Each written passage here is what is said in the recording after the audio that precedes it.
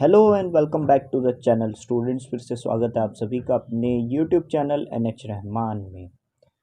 आज हम स्टार्ट करने वाले हैं क्लास 10th NCERT मैथ्स में चैप्टर नंबर 2 पॉलिनोमियल से। हम लोग एग्जांपल नंबर 1 ले रहे हैं। अब देखो, अब तक आपको ये तो आइडिया हो गया कि एक्स एक्सिस पे लाई करने वाला अगर एक जितने भी पॉइंट्स होते हैं तो उतने ही उस क्वाड्रेटिक पॉलिनोमियल के नंबर्स होते हैं।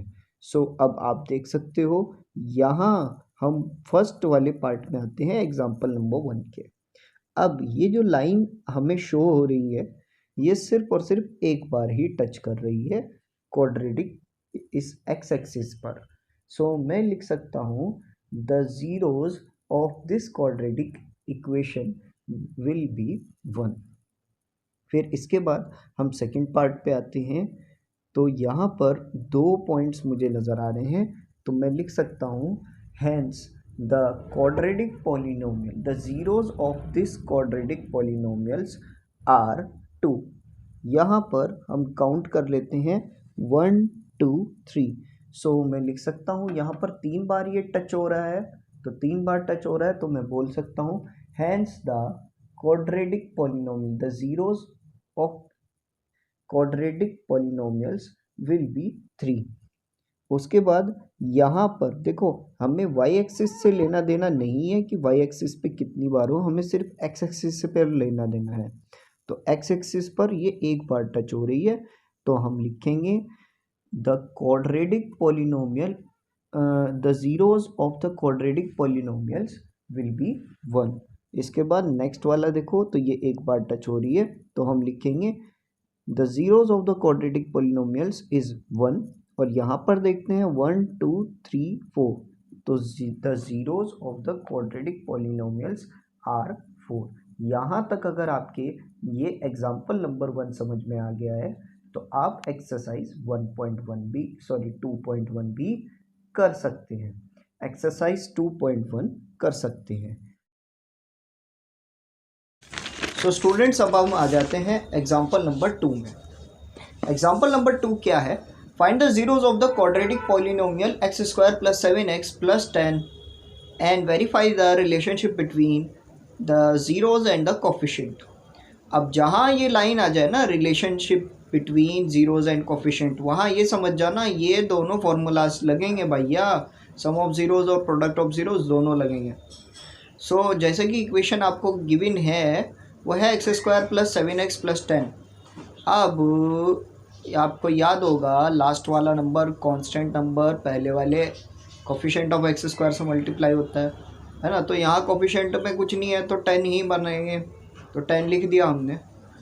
और 2 5 10 और 5 1 5। अब कुछ साफ साफ नज़र आ रहा है मुझे क्या बनाना है, 7। और 2 और 5 प्लस करूँगा तो 7 ही बन जाएगा, तो मैं लिख देता हूँ x square plus 5x plus 2x plus 10। ठीक है, तो एक तरफ अगर हम देखें तो यहाँ से मैं x कॉमन ले सकता हूँ, और दूसरी तरफ देखते हैं तो यहाँ 2 कॉमन ले सकता हूँ, तो वैसे ही कर देते हैं। ये आ गया x bracket x plus 5 bracket of plus 2, इधर कॉमन लिया था, ये भी x प्लस 5। अब x प्लस 5 दोनों में आ रहा है तो x प्लस 5 भी कॉमन ले लो, तो x प्लस 5 भी कॉमन ले लिया। हमारे पास ज़ीरोज़ दो तरीके से बन सकते हैं, या तो बन सकता है -5 या बन सकता है -2। इन दोनों में से दोनों ही ज़ीरोज़ हैं। अब बच्चों सम ऑफ ज़ीरोज़ रख देते हैं। सम ऑफ ज़ीरोज़ क्या बन सकता है? Sum of zeros minus coefficient of x upon coefficient of x square. Sum of zeros के अकॉर्डिंग ये अगर देखें तो दोनों को प्लस करें, -5 प्लस -2 ऐसा करें तो ये -7 आ जाता है, और कोफिशिएंट ऑफ x माइनस का है 7। ठीक है, क्योंकि x जो है वो कोफिशिएंट ऑफ x है वो 7 है, तो 7 रख दिया। 7 अपॉन 1, ये भी -7 ही आ गया। अब 1 कहाँ से है? कोफिशिएंट ऑफ एक्स स्क्वायर 1 ही तो था भैया। देख लिया आपने, दोनों तरफ एक सेम ही आ गया। अब आ जाते हैं प्रोडक्ट ऑफ ज़ीरोज़ में। प्रोडक्ट ऑफ ज़ीरोज़ क्या था? Constant upon coefficient of x square. So इन दोनों का प्रोडक्ट कर देते हैं -5 मल्टीप्लाई बाय -2 और कांस्टेंट क्या है 10 और कोफिशेंट ऑफ एक्स स्क्वायर 1 है।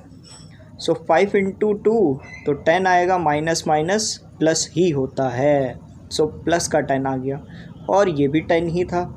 सो आपने देख लिया सम ऑफ ज़ीरोज़ और प्रोडक्ट ऑफ ज़ीरोज़ अभी भी फार्मूला काम कर गया है, ये फार्मूला वाकई काम का है। सो स्टूडेंट्स हम लोग आ चुके हैं एग्जांपल नंबर 3 पर और एग्जांपल नंबर 3 में हमें बताया क्या गया है देखते हैं। तो यहाँ पर बताया गया है find the zeros of the polynomial x square -3 and verify the relationship between the zeros and the coefficient. तो क्या ज़ीरोज़ और कोफिशेंट यहाँ पर भी आपको नज़र आ रहे हैं? बिल्कुल नज़र आ रहे हैं मुझे ज़ीरोज़ और कोफिशेंट। तो ये क्या है? ये है एक्स स्क्वायर -3। अब आप लोग बोलोगे सर यहाँ पर कोफिशेंट ऑफ एक्स तो मुझे गिवन नहीं है, तो कोफिशेंट ऑफ एक्स बच्चों यहाँ पर गिवन है 0 हम लोग अगर यहाँ पर रख देंगे तो कोफिशेंट ऑफ एक्स भी हमें आराम से मिल चुका है। अब ये वैसी ही क्वाड्रेटिक इक्वेशन मुझे दिख रही है, वैसी ही क्वाड्रेटिक पॉलिनोमियल मुझे वैसे ही शो हो रही है। अव्वल तो ये क्वाड्रेटिक इक्वेशन है जो कि आप लोग क्वाड्रेटिक इक्वेशन नाम से एक चैप्टर है जो आपका चैप्टर नंबर 4 है, उसमें आप ये पढ़ोगे। तो इसको जब भी आप लोगों को मैंने बताया था कि जब भी यहाँ पर ऐसे आ जाए कि relationship between the zeros and the coefficient, तो उसको हम ऐसे ही सॉल्व करेंगे, यानी इसका अल्फ़ा प्लस बीटा यानी सम ऑफ ज़ीरोज़ इसके जो होंगे वो -b अपॉन a यानी minus coefficient of x upon coefficient of x square होगा। अब माइनस कोफिशेंट ऑफ x इसका कितना है? वो है 0 और कोफिशेंट ऑफ एक्स स्क्वायर वो है 1। तो यानी अगर मैं इसके ज़ीरोज़ को प्लस करता हूँ तो वो मेरा क्या आएगा? वो आएगा मेरा 0। और वहीं अगर मैं प्रोडक्ट ऑफ नंबर्स करता हूँ तो देखते हैं क्या आता है। तो अगर मैं इनके प्रोडक्ट्स को वो रखता हूँ तो देखते हैं, तो देखिए प्रोडक्ट्स निकालता हूँ मैं, तो alpha into beta product of zeros होते हैं जो कि होता है constant upon coefficient of x square. तो कांस्टेंट हमारा जो यहाँ पर आएगा वो तो 3 है और कोफिशेंट ऑफ एक्स स्क्वायर वो मेरा 1 है। तो अगर मैं इन दोनों को निकालता हूँ तो वो क्या आएगा? तो 3/1 ये 3 आएगा। अब यहाँ तक की बात हो रही है तो मैंने तो ये पहले फार्मूले रख दिए, लेकिन ज़ीरोज़ तो निकाला नहीं। आप लोग बोलोगे सर ज़ीरोज़ तो निकाल लेते, तो ज़ीरोज़ निकालने में कोई मसला नहीं है, ज़ीरोज़ अभी निकाल लेते हैं। अब देखो ये क्या है? X square -3। अब यहाँ पर कोई मैं फैक्टर वगैरह तो नहीं ले सकता, लेकिन एक काम कर सकता हूँ, ये माइनस का 3 है ना, दूसरी ओर भेज देता हूँ तो ये प्लस का 3 हो जाएगा। अब स्क्वायर का उल्टा क्या होता है? स्क्वायर का उल्टा होता है अंडर रूट, तो अंडर रूट लगा दिया भाई। अब एक बात और भी तो आपको पता होगी ना, स्क्वायर के अंडर रूट जो स्क्वायर रूट होता है उसमें से जब भी नंबर कोई बाहर निकलता है तो या तो वो प्लस का होता है या माइनस का होता है, तो हम यहाँ पर प्लस माइनस लिख देंगे। अब ये ऐसे समझ सकते हो आप, देखो माइनस की माइनस से मल्टीप्लाई की तब भी प्लस आता है, ठीक है, और अगर प्लस की प्लस से की तब भी प्लस आता है, तो दोनों बातों में प्लस ही आता है। अब जो अंडर रूट निकल कर आया है वो हमारे पास प्लस का था या माइनस का था, ये चीज़ तो हमें नहीं पता ना, इसीलिए हम लोग प्लस माइनस दोनों में लगा देते हैं। तो इस हिसाब से x की वैल्यू हमारी 2 हो चुकी है, या तो वो हो चुका है √3 या फिर हो चुका है माइनस का √3, और इन दोनों बातों में हम लगा देते हैं। देखो √3 को मैं प्लस के √3 को माइनस के √3 के साथ प्लस करूँगा तो वो 0 आएगा, और √3 को मल्टीप्लाई करूँगा माइनस √3 से तो वो -3 आएगा। तो हमारे आंसर सेम आ रहे हैं क्या? बिल्कुल सेम आ रहे हैं। तो आप बोल सकते हो कि हाँ ये हमारे ज़ीरोज़ आ चुके हैं, ऐड में भी, सम में भी और प्रोडक्ट में भी। तो जल्दी से नोट कीजिए, बढ़ते हैं नेक्स्ट क्वेश्चंस की ओर।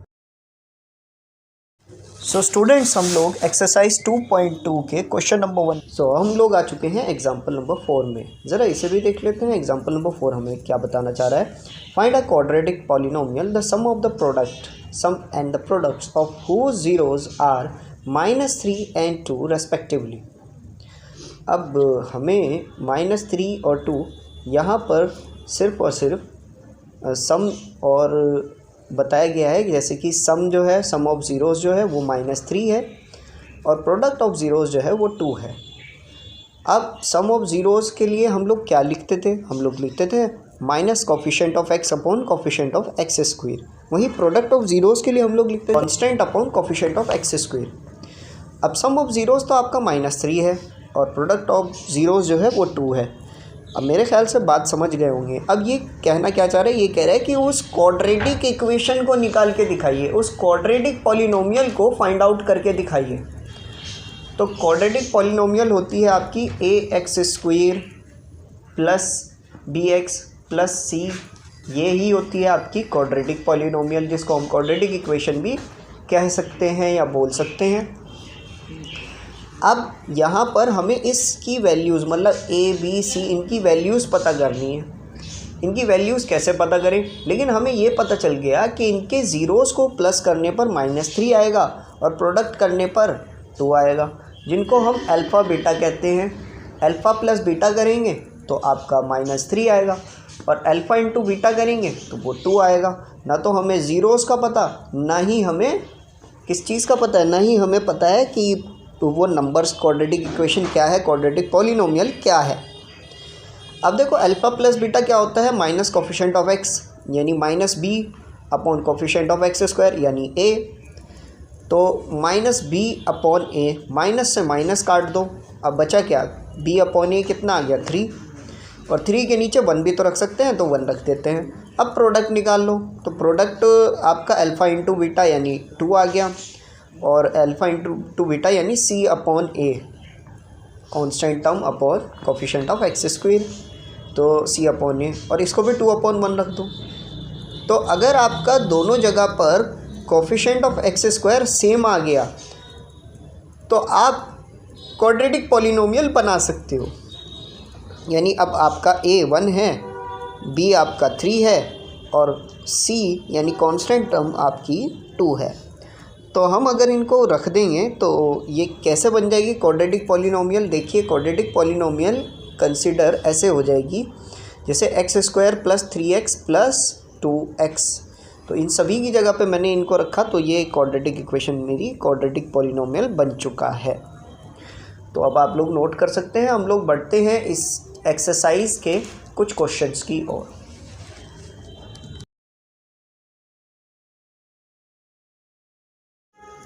तो बच्चे बोलना नहीं, हमारे यहाँ सब्सक्राइबर्स की बड़ी परेशानी चल रही है, बड़ी किल्लत है, बहुत कमी है सब्सक्राइबर्स की। तो जल्दी से जल्द सब्सक्राइब कर दें और अपना सपोर्ट बनाए रखें हमारी यूट्यूब चैनल के साथ। Thank you very much, thank you for watching this video.